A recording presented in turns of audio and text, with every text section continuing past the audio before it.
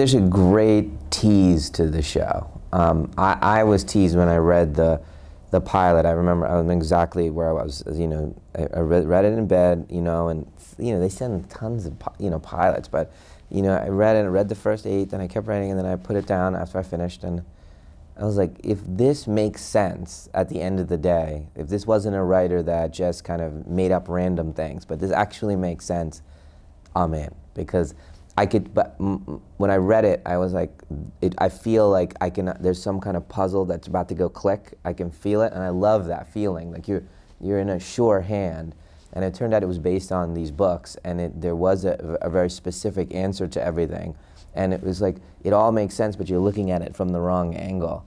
And I think that kind of assurance with this cast, as soon as you watch the show, you get that sense of confidence that, oh my God, I have to wait to find out what's going to happen here.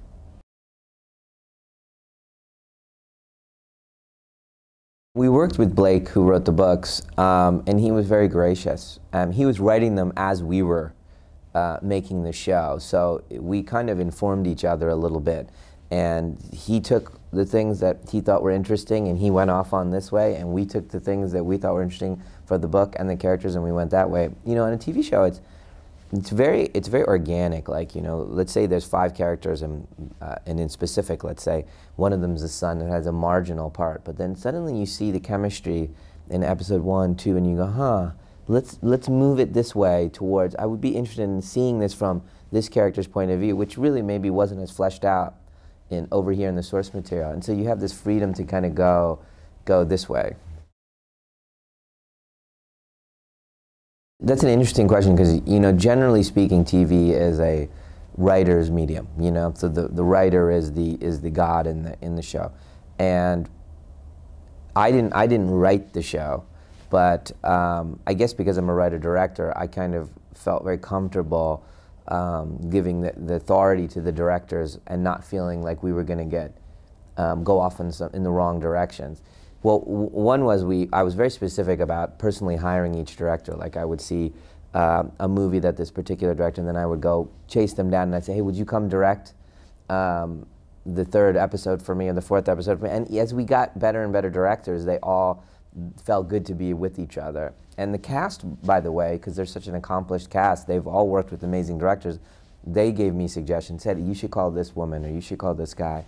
And I would get on the phone, and, you know, sometimes they were available and sometimes they weren't, or they wanted to do the same episode because they were available, and I was like, I can't, you know, I already gave that episode away. And it was fun, and I got to meet so many wonderful directors. That was a really fun part for me. And then with regard to keeping the same tone, I just, you know, they all saw my pilot. We showed my pilot to everyone, and you just trusted that they were inspired by that tone and could do their own little tweak to it. You know, if one was more muscular, they would do more muscular work. If one was more intended, leaning towards humor, they might lean it that way. But no one went off on a tangent. They really did. And we were careful to some extent to match the scripts to directors. And so that was a fun process.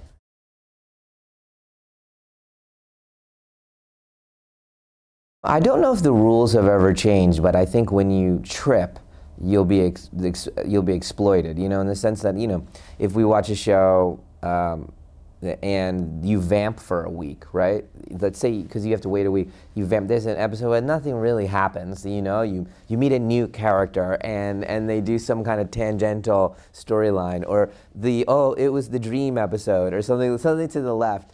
That won't hurt you as much in it when you're waiting a week, because they're going to go, oh, okay, well, that one didn't really give me an, I'll watch next week. But in a binge watching, you do that 1 or 2 times, and they're like, I'm not going to watch anymore. And literally, I don't know, it's just because you almost make a sharper decision because you're watching it. Again, once you're committed for a while, you want to get to the end.